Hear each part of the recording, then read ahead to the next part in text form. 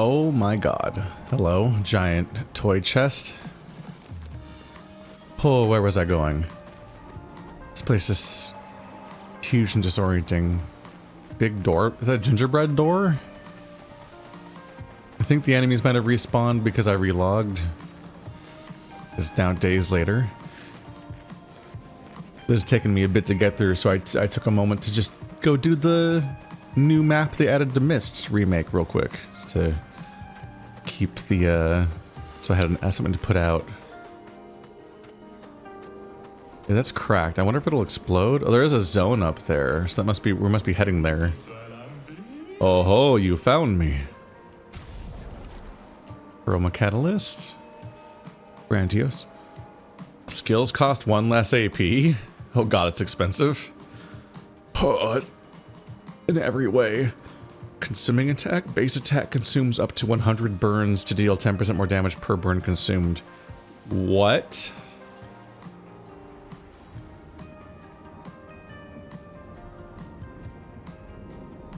Huh.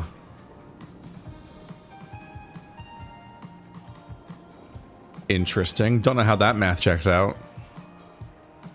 Just genuinely don't, like, my constant problem with this game is I never know what the math for anything is. So I'm just like, I don't know if that's a good idea or a bad idea. It sounds really strong. Ow.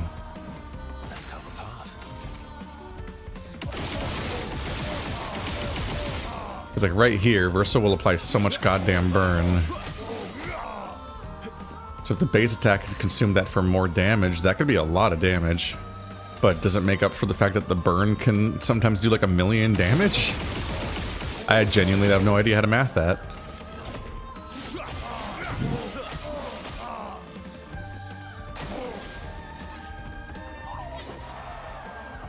I'm just generally not one for memorizing what the numbers are in the first place half the time. I accidentally shot through his thigh gap. Ugh.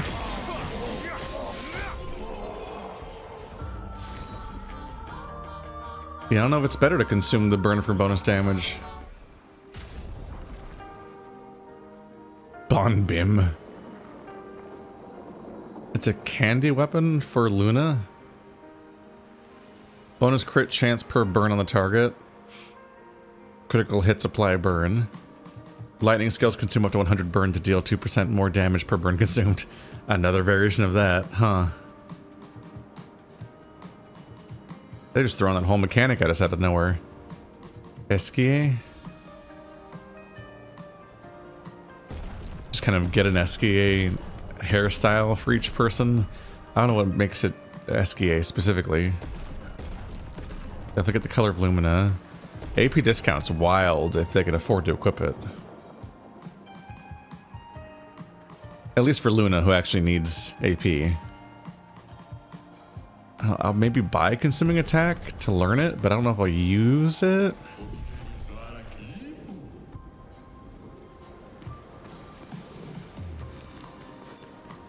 It could be interesting to have Verso have it. I just don't... I guess I would just have to experiment to find out if it's actually any stronger or not than the amount of burn. But I'm not really good at tracking the numbers on that stuff to notice if it's actually stronger or not. Clair. Just borrowing the hairstyle of a different character feels really weird to me. Rebellious White. Esquier. She gets a little crown.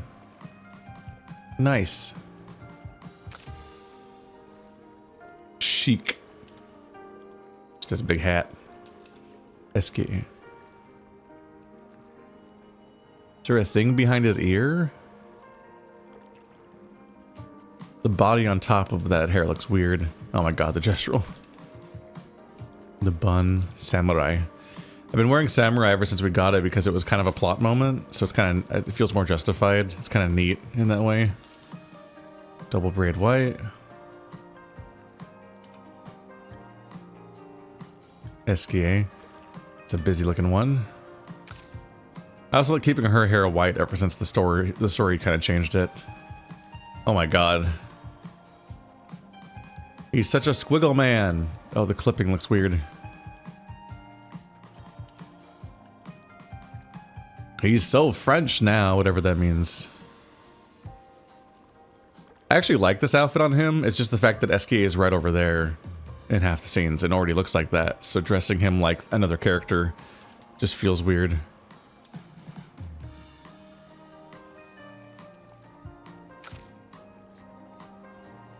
Gestural hair. I appreciate them all having different gestural hairs. That short looks kind of good. Although, oh, I know why it looks good. Because she just looks like Jill Valentine from Resident Evil 3 remake. She looks exactly like Jill Valentine. And I think Jill Valentine is neat.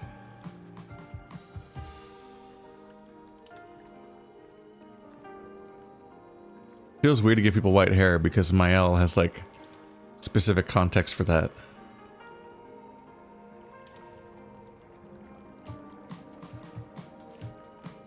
So 2 of them get crowns. Well, that's embarrassing. Only one of us can show up like this. Your hair is not normally this long, though.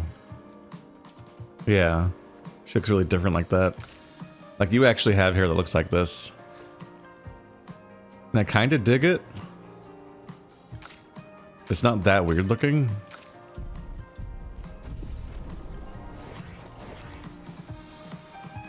As the spellcaster character, it's kind of neat looking.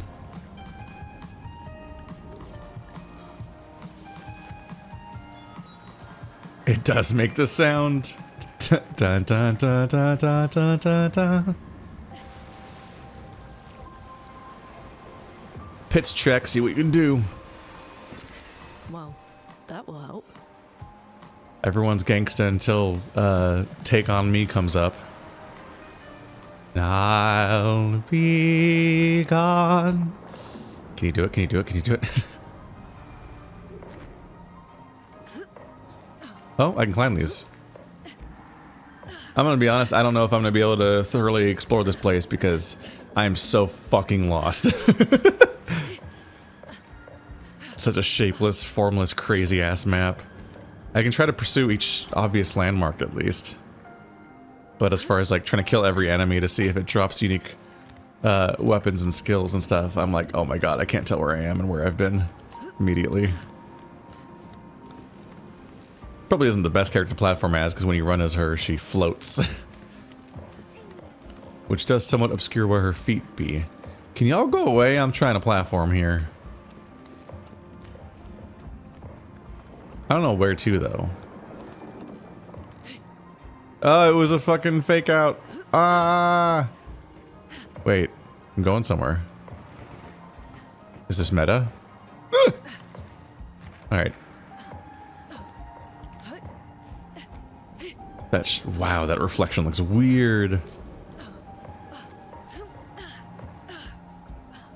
It looks like it's made of, come on, I'm the rock guy. What was it called? I literally have a sample of it in my room right now. Not Galena, that's like a salty thing. God damn it. It's, most samples of it you'd encounter are like man-made. Because you can like grow it in a lab. And its crystal structure creates a really specific, strange sort of staircasey crystal that looks really cool. They used it in the Superman movie. Because in order to show that something's alien or crazy or something ultra-dimensionally is happening or whatever, they'll often have something that, do I pop these balloons? No. They'll often do something that, look over there? Over here? They'll often have, like, with, in many cases, real-life geology, but unusual-looking real-life geology. Because we're used to rocks, and we're even kind of used to crystals, but we're not used to, like, certain really specific, really consistent shapes in geology. It kind of starts and stops at crystals and stalagmites and stuff like that. But if it's, like perfect cubes and stuff like that, we get a little weirded out on some level. So we'll often have like, oh, this place is full of dragons, or it's an extra dimensional portal thing. There's gonna be basalt columns everywhere. I would chronicle that for a while because I was like, there's so many instances of it.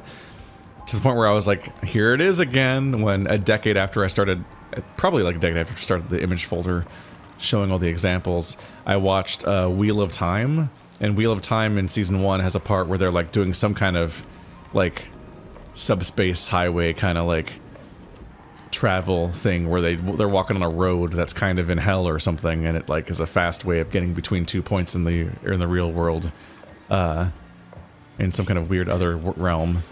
Nice. Gradient overcharge. On turn start, consume 3 gradient charges if able to deal 200% more damage this turn. That's interesting. That's interesting to have an alternative if you think that your gradient abilities suck. Oh, God damn it. So I'm not always sure if gradient abilities are even worth using compared to what my characters can do half the time on their own turns. Because I keep getting more and more busted builds. These little otters? Look at all the little otters just hanging out. Ghost otters. They're adorable. That one's yawning. That one's just chilling.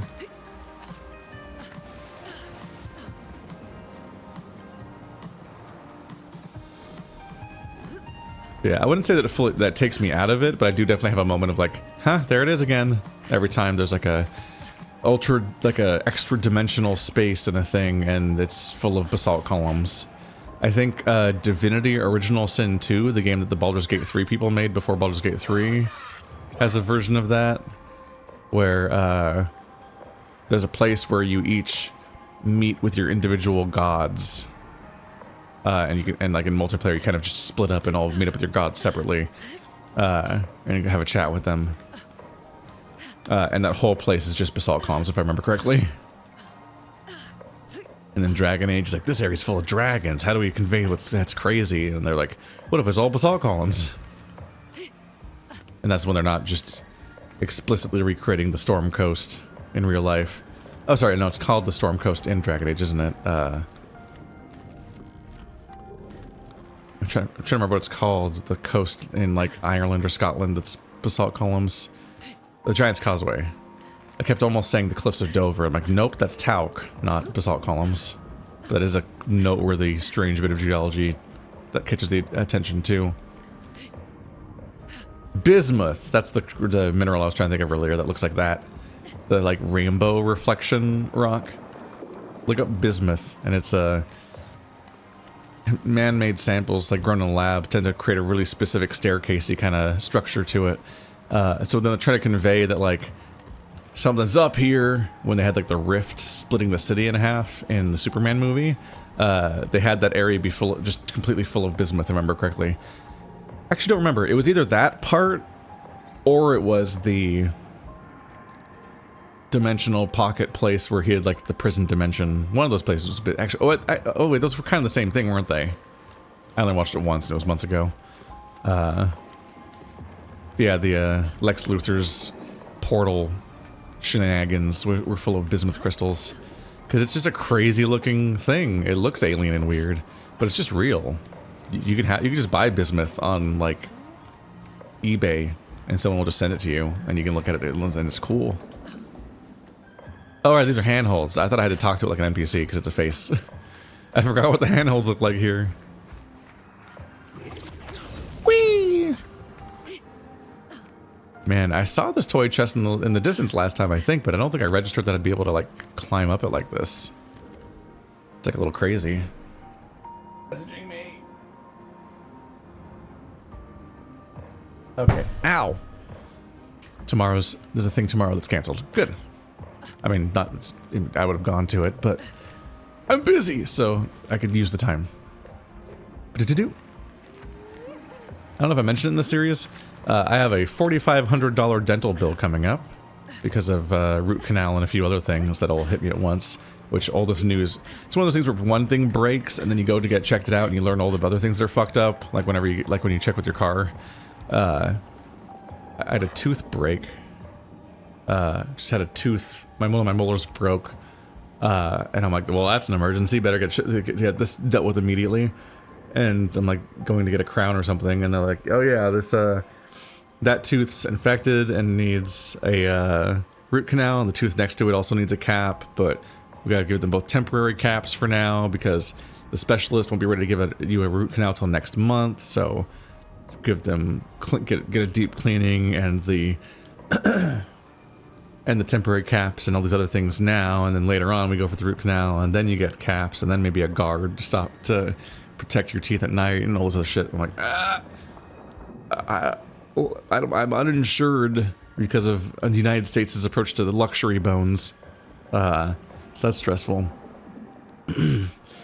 But I made a coffee because I was like, okay, this is a big bill, and I don't expect the internet to magically consume it, but I could do with some less stress because I'm like, I'm not gonna get destroyed by this bill, but oh my god.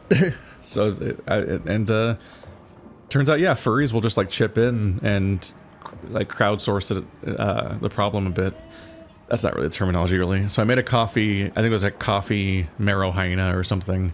And like in less than 24 hours, people have donated to cover like half of the bill, and I'm like, oh shit. Okay, well that makes the total significantly less stressful. That's good news. Because yeah, I might be a YouTuber with a bunch of audience, but I don't make mountains of money the way that people assume YouTubers do.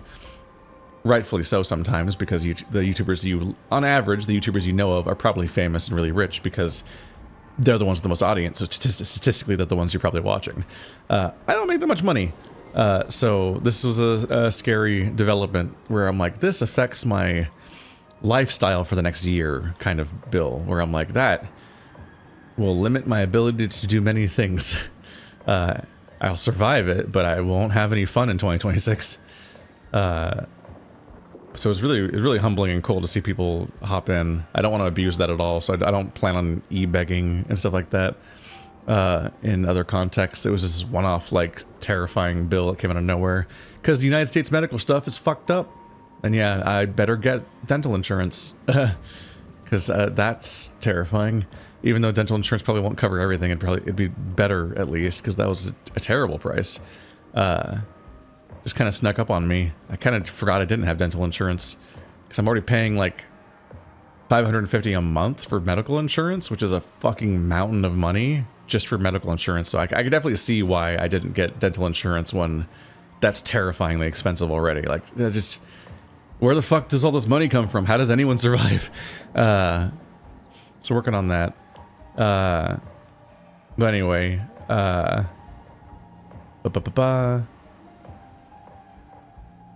should probably double check that that's actually what I called the thing, since I named it in this video. If anyone wanted to look at it. Yeah, ko-fi.com/marrowhyena. Yep. I was like slightly paranoid. I'm like, if I misnamed it, I might send people to a scammer if they happen to check it out.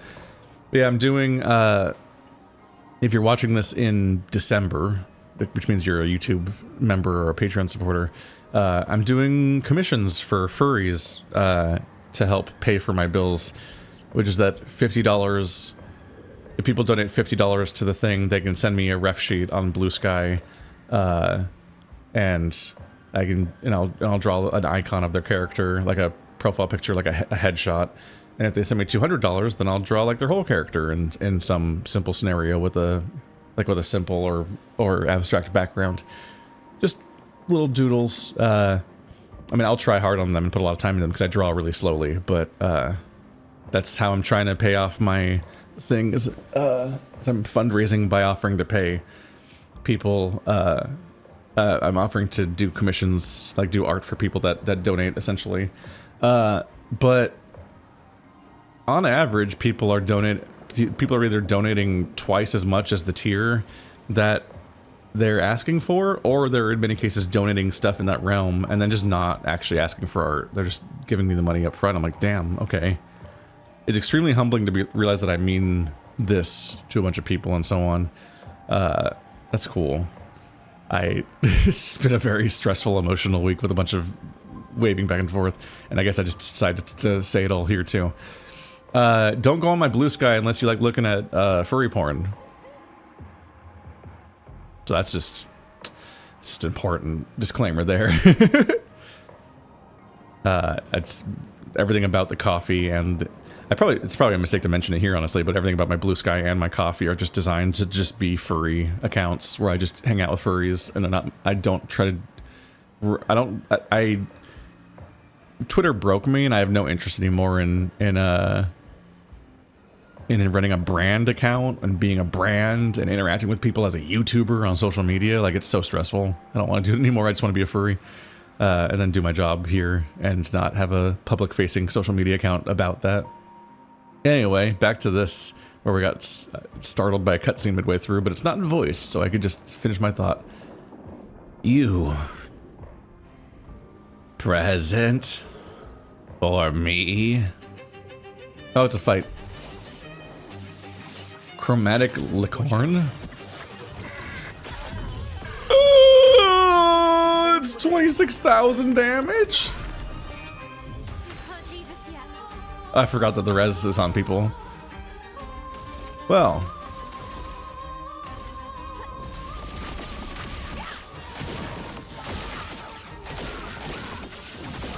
Okay.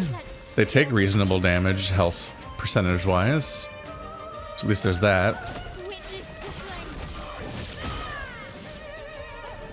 I'm always a little confused when an attack only has one QTE.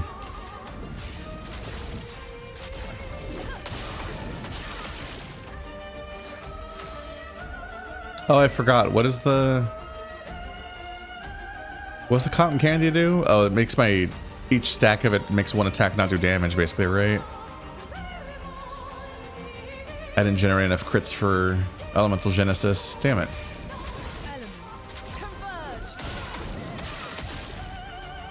That's not amazing either.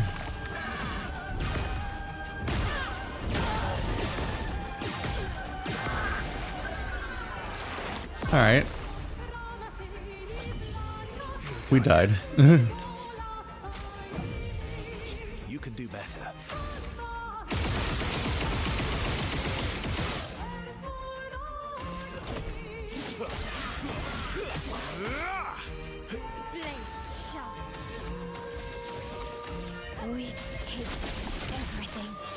There we go. I have to be really careful to actually hit the QTE for that attack because, like, the effects are so explosive looking that I actually have trouble seeing the QTE and the little white. Like, it's such a tiny white indicator that tells you where you are in the QTE right now, and I keep missing that.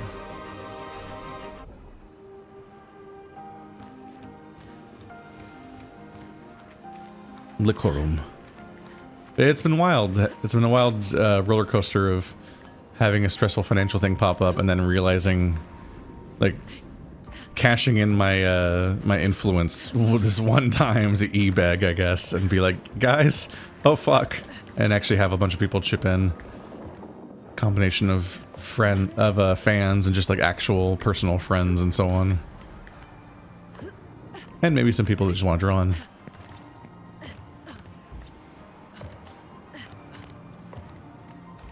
But, alright, this whole thought came because of, I got a message about a plan being cancelled, and I'm like, yeah, okay, I could use that time to make some of the art that I owe people now.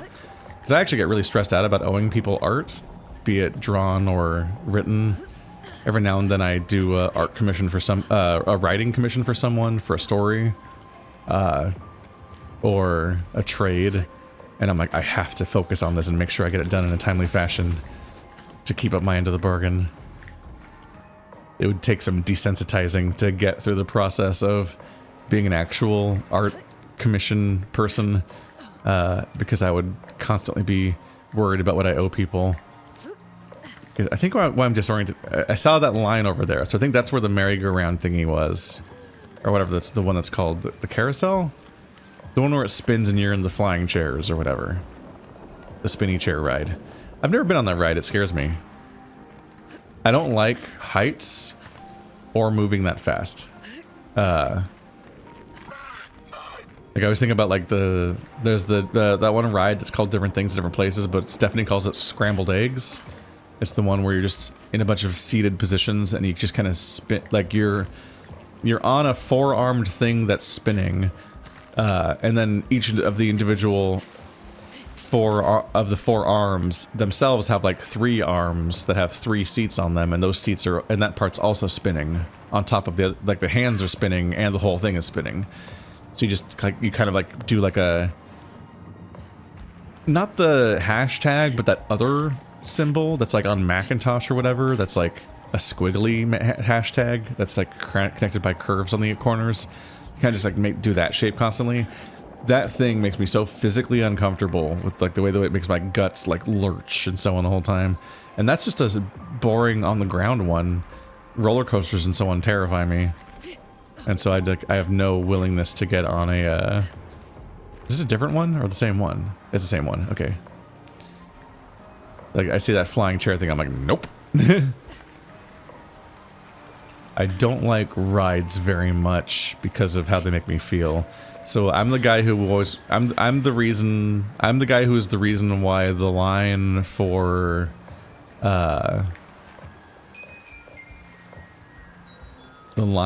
like the water rides is always really long. The ones where you get on like a big river raft and it just kind of like goes down a little curving, rushing stream, and like there's the RNG of as it spins, somebody on your group is gonna get stuck under the waterfall and get doused and so on, like that kind of, those are fun.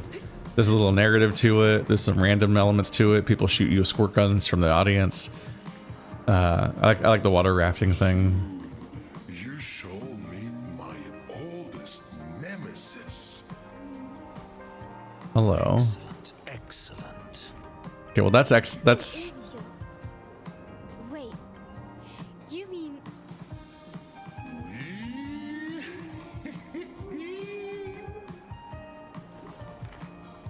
I'm probably gonna save his nemesis for last-ish. Oh, this gate opens at some point, clearly. You can see past it. Maybe I have to get behind it first? I'm gonna keep exploring as best I can before I go to the giant fight god cliff.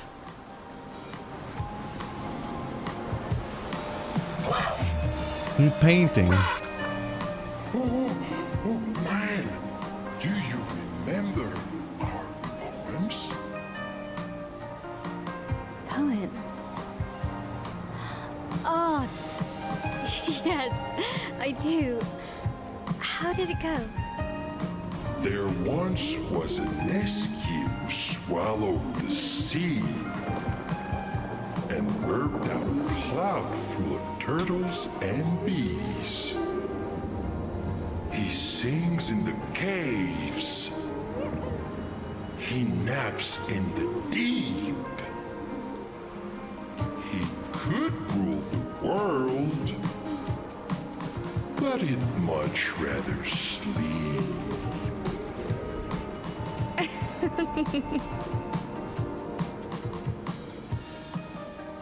Everyone's just having a happy little time. Where the fuck is Esquier? I don't understand what's is he inhabiting all of the things? Is he around but we just don't see him?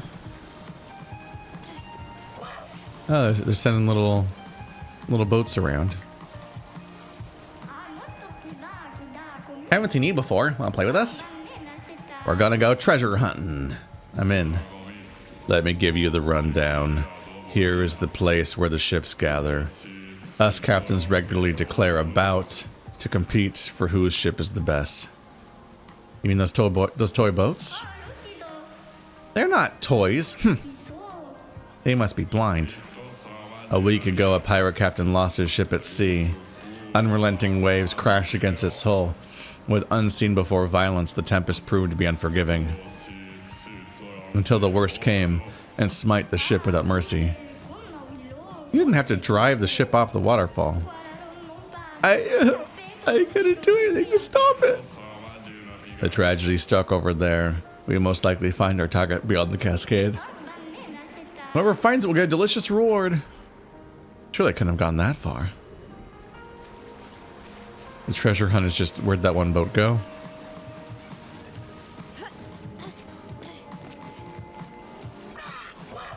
Am I gonna find out why it's a bad idea just to hop off here? Whee! Oh. Oh. Well, that will help. That's a really big boat. That's way bigger than all the other ones. Apparently they just keep ending up here. Like the waterfall sucks them in and then they just kind of like swoop around in loops forever down here. Where am I now? I'm here. Okay. Wasn't sure if this was a new spot or not.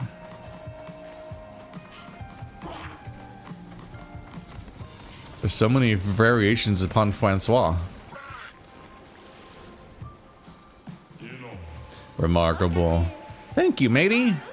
Here's something that'll give you access to the funnest fun. Piece of cake. We couldn't organize the boat competition for a while because of the tempest. My arms shaped the fiercest tides. My arms shaped the fiercest tides. So I have 2 pieces of cake now. Okay, so I have reason to collect cake. I was wondering what was up with that. Sometimes you just kind of get a quest item and it's just like acknowledging something and it just sits in your inventory and doesn't seem to do anything. But it does seem like there's a reason you are collecting cake culminates in something. Another revive tint.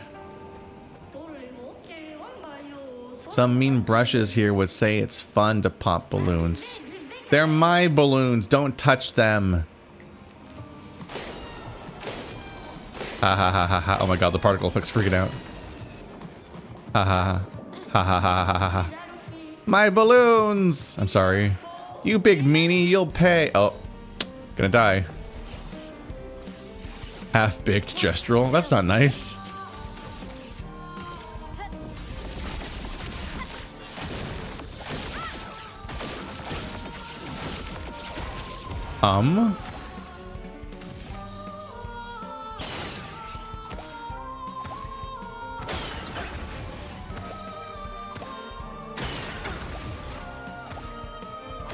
So you can't damage him directly, you can just pop balloons.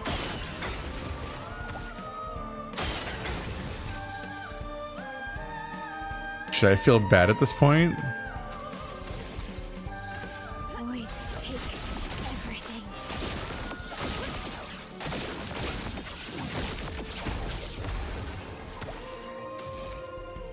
It seems like you have to get them in...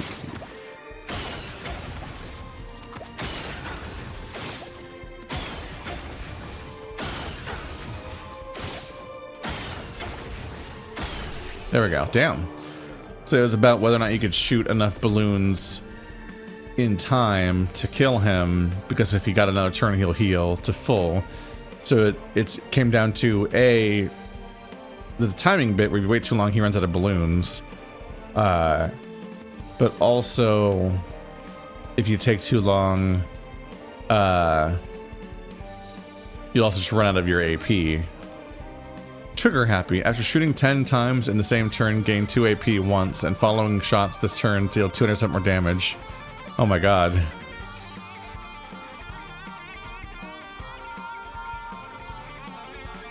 I gotta get that on Verso. Ah, that's so mean. Is there any way I can make it up to you? Ah, give them back. I'm a bad person. It took 1,000 chroma from me. Wait for me, guys. I'll get you all back. I just bullied this guy for a skill. It's admittedly a really good sounding skill, so I'm not that sorry. Alternating critical, consuming attack, AP discount. God, skills cost 1 AP is obviously valuable, so it costs 30.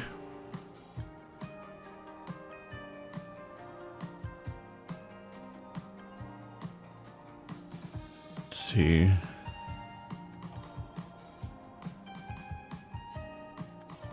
Alphabetical. It's called Trigger Happy. There's so many of these guys. Jesus Christ. Trigger Happy. It costs 20. That's not cheap.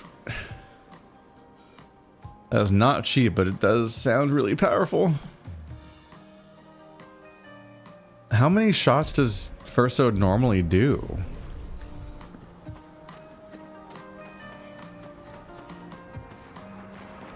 It's funny because some of these do sound like insanely cracked endgame skills, in that ability inherently assumes that you've broken something, which is a safe assumption probably, but like I wonder if there's some players that get that ability and you're like, what do you mean after I shoot 10 times in one turn? Who the fuck's doing that? And like, oh, they don't know. They don't know. My food got here and now it's inside me. Okay. Oh my god. Why does it look, why did it look like that? My eyes. Jesus. You seen how cool this slide is? Whoa, a slide. What, they all stuck on it? I feel at peace. I could fall and slip at any second. Ha ha ha ha. The slippery texture of the slide is funny to the feet. Your awesomeness. It's hard to talk to the person you want to. You know what? I give up. That person can't be that interesting. They are doing the Nier Automata kind of thing where it's like, here's the AI creatures vaguely approximating human behavior without understanding it. Although in this case, they were directly created by a human who was still alive at the time.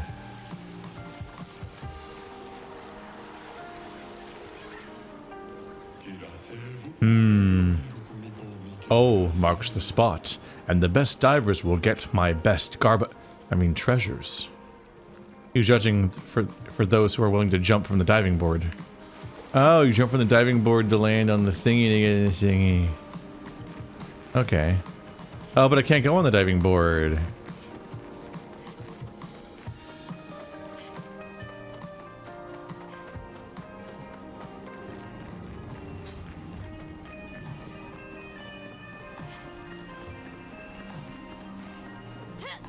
I wonder if he wants cake? If I have cake.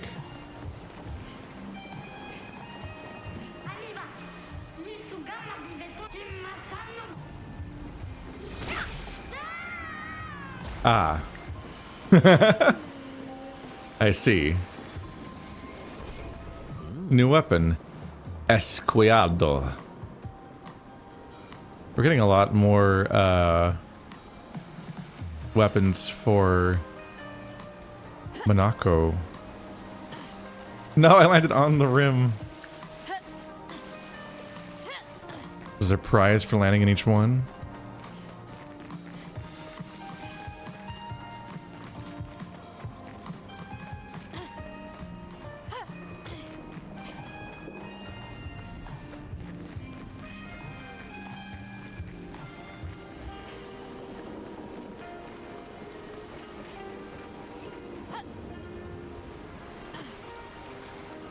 I landed on like the exact same spot despite jumping in such a different way.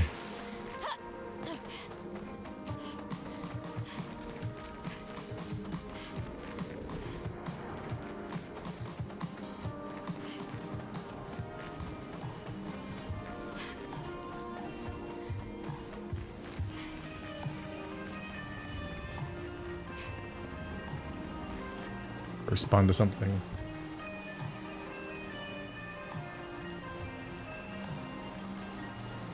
Ah.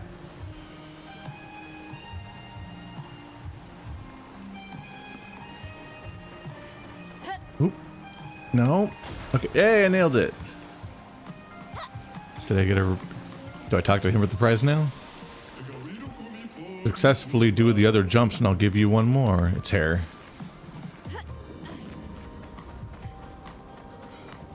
But this is the fun time, right?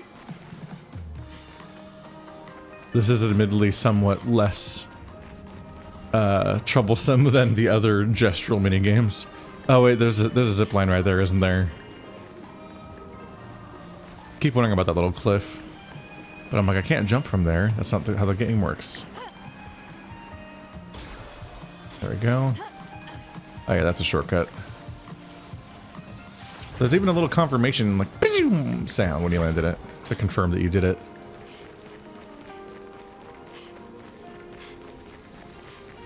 Welcome to Mael's cardio day in her blood-soaked pants. This child in bloody pants.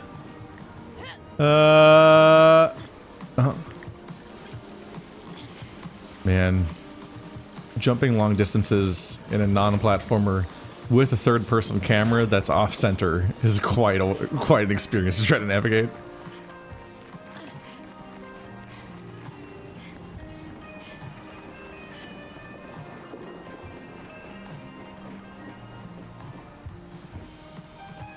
Oh, I didn't jump.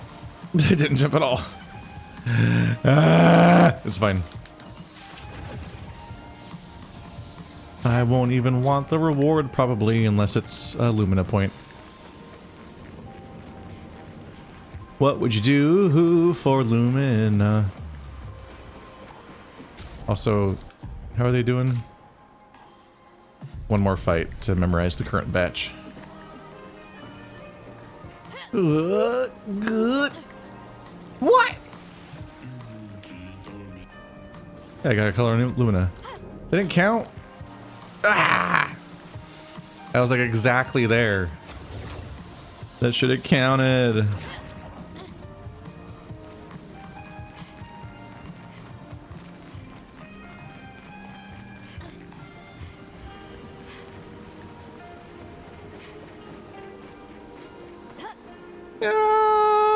There we go. There's another hairstyle. Oh my god, a bob. You have exceeded my expectations. Who knew you newcomers were such acrobats? A reward well deserved.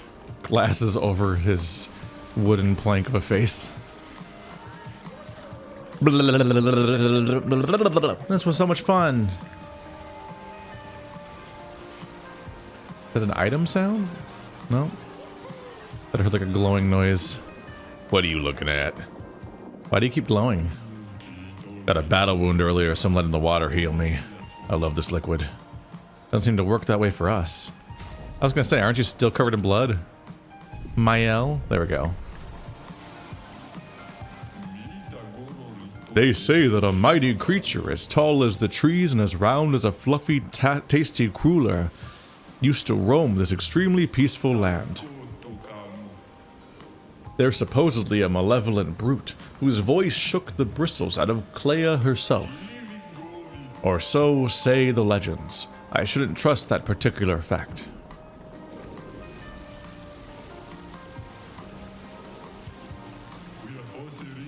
I remember coming second to last when we did our first swimming contest. Oh, that's right. It was him that came last for this one. He was still learning back then. It was only after he proudly announced he became swim captain at school that he began to crush us in any water contest. But he never bet Esquier. Now that was absolute entertainment.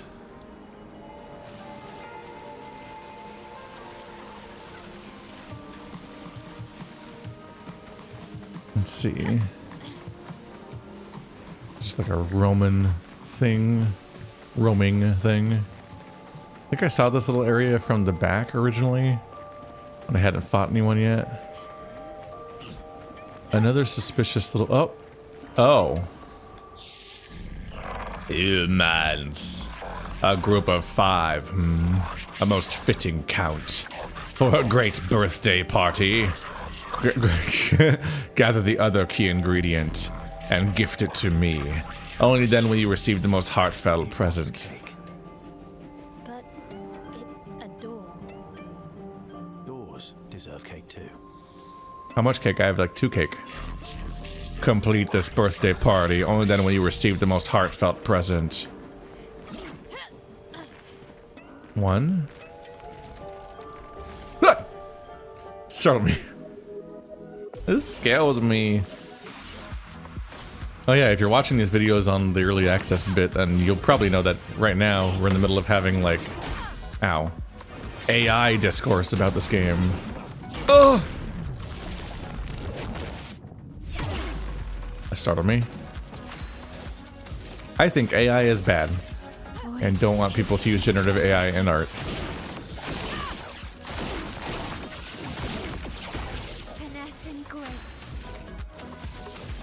So I'm not psyched that it's in this game, but I actually knew there was AI in this game at some point before I played it.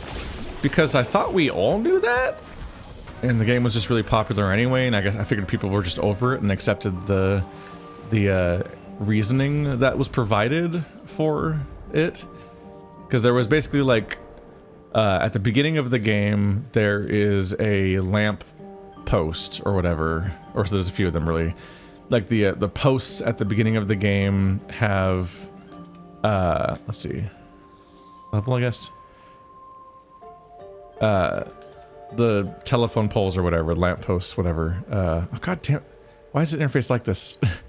I can never tell which side I have to click on to put an item in the other slot. Sometimes it'll seemingly send me back and forth between the two sides of this menu like 3 times. I'm like, just put it in. I'm trying to equip new empty ones. God, I wish it was easy to find them. They have not. They had quality of life updates, but they still haven't fixed my complaints about this shitty interface. It's so bad.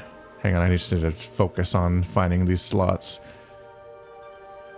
so I can fucking move on with my life.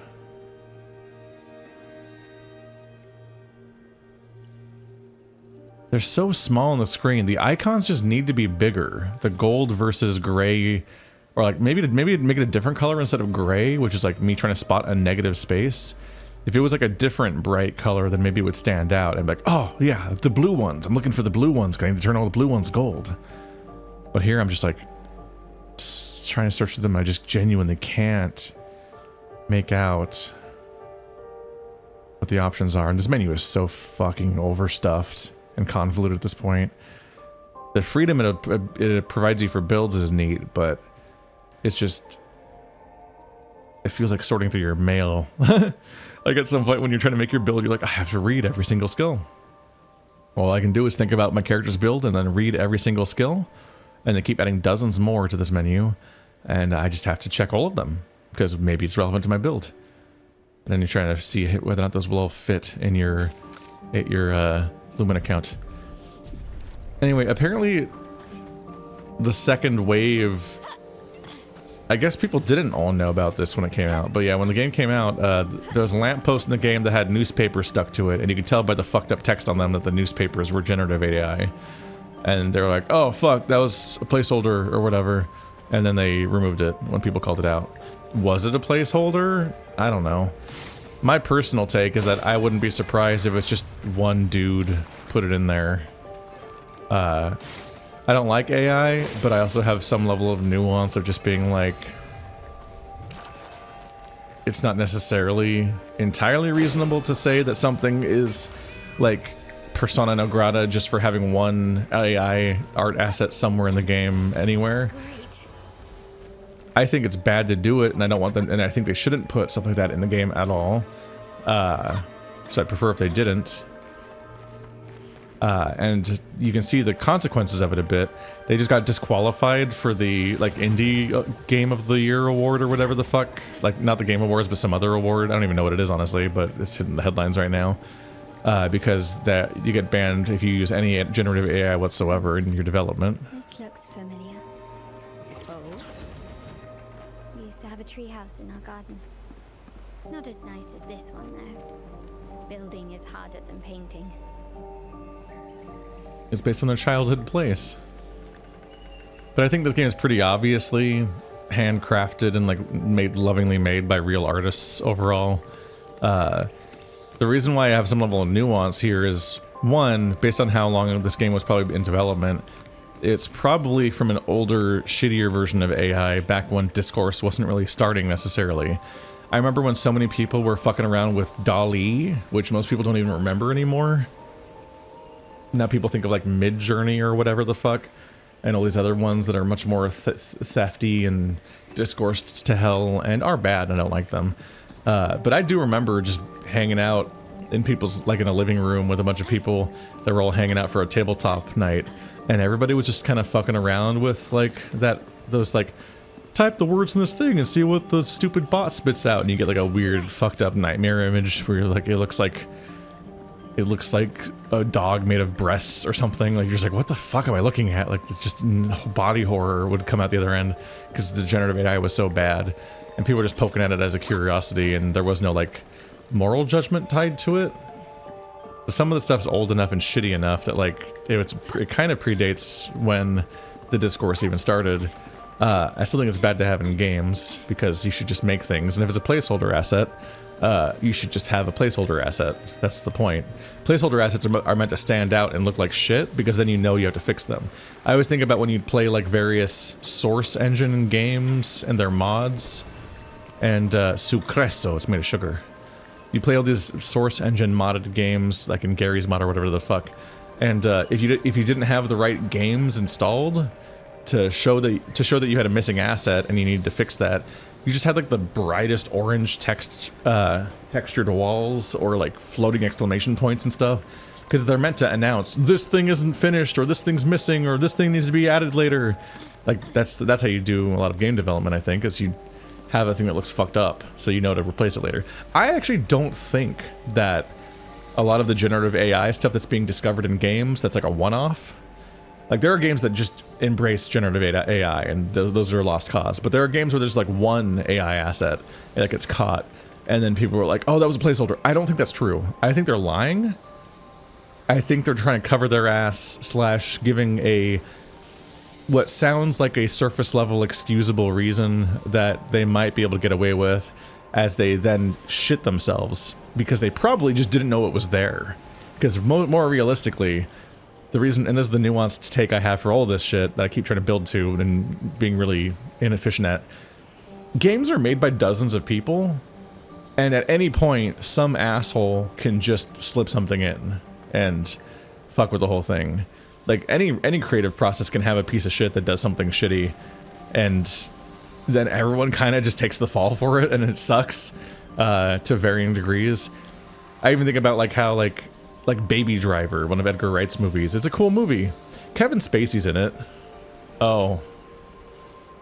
Well, they didn't know Kevin Spacey was like that. They didn't know the news that was going to come out about Kevin Spacey like that year, right after the movie came out. Fuck. Okay, well, Baby Driver's less fun to watch now. Everyone put a lot of work into that movie. It's different levels of extremity, obviously. We're talking about like sexual assault via an individual actor versus like these unethical practices and stuff. But I mean, I'm saying that like you have big collaborative processes made by dozens or hundreds of people, and then one guy might slip in a thing that sucks. And I think the best you can do is just not throw in professionally, you don't want to throw anyone on the bus, and you just want to get the thing out as fast as possible, replace the thing, and try to just move on with your lives, which is what they did. They replaced that asset like immediately in a patch, and it wasn't even a substantial asset, so it's like it's not like they needed it to be AI. It just shouldn't have been. They just got some newspapers and put actual newspapers on the thing and or whatever. Like they made a quick thing, like they always could have, and replaced the thing and then moved on. But this was a big hubbub at the time, and people that are purists about this and are anti-all AI did make a big deal about this when Clair Obscur first came out, because it launched with that asset in the game and people were mad, and that's why they fixed it.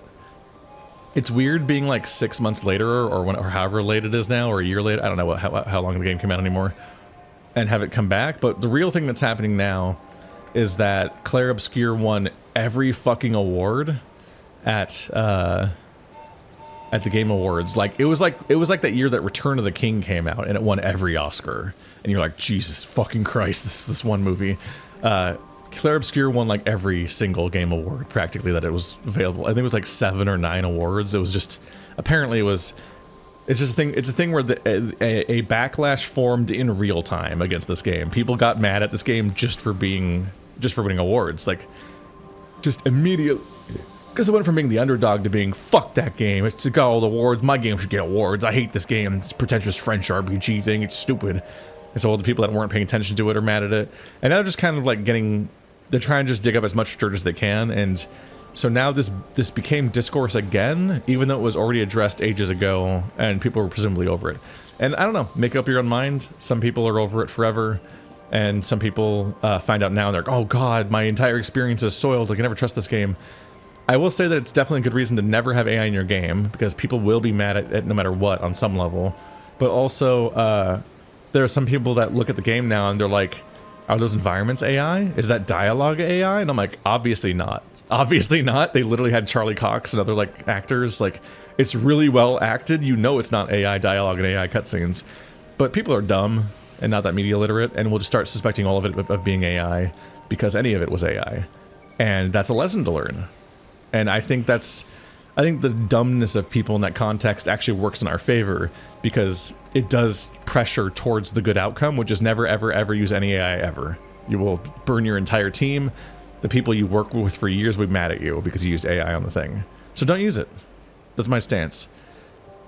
I do have like a relatively hardline stance against AI and do not like it in anything, but I also like don't burn people at the stake over it, because just I'm an adult in his mid-30s and I've experienced real life enough to know that just sometimes just shit happens, and you just like there's some level of forgiveness involved or understanding the context. And at my semi-imagined context is that I do think that just someone slipped in an AI asset and the team didn't know of people surrounding them, and they could have easily just made it. And that one guy has got them so much negative press probably, and that's probably the overall situation. It reminds me so much of H. Bomber Guy's video about all those plagiarists, and in particular the specific part about AVGN and how that one guy plagiarized the scripts for the Monster Madness Halloween event thing. I know I'm just offhand referencing somebody's fucking YouTube video out of nowhere, but it is a monstrously popular video. So you've probably seen the plagiarism video. It's a reasonable reference. It's like it's in YouTube terms, it's like referencing The Matrix. It's significantly popular. But in that bit, there's very similar stuff going on where they make public excuses for what happened because they don't want to throw the guy under the bus that they know did it. Like, AVGN crew knew who plagiarized, and they did address the problem behind the scenes, and they worked on it, and they did not like it. They didn't tolerate it. They dealt with it. But their public statement does not match the reality of what they knew about the situation. And so that's what I think when these developers like Alters and Clair Obscur and other people say, oh yeah, that one asset, that was a placeholder, that was AI. I don't think it was a placeholder. People saying, that placeholder is supposed to be this way or that way. Why, what are you, stupid? Just make an actual placeholder then. I don't think they're placeholders. I think just some asshole put the thing in the game and then they have to make a public excuse, and that's the one that seems to work, kind of. And so they make that public excuse when they're doing damage control because it's PR. You have to do PR for public-facing stuff. That's my explanation for a lot of that stuff. I don't think it's even that bad that they lie about that. It's just running a company and not serving up an individual to be Twitter mobbed and harassed and doxxed by the internet and so on. Like, yeah, you make a PR statement that somewhat obscures the office politics behind the discovery, and then you take disciplinary actions or corrective actions or so on behind the scenes as best you can, because that's what running a company is you don't serve up your individual employees and throw them under the bus. You usually just play these, yeah, but I was worried that if I clicked on this it might be a scene.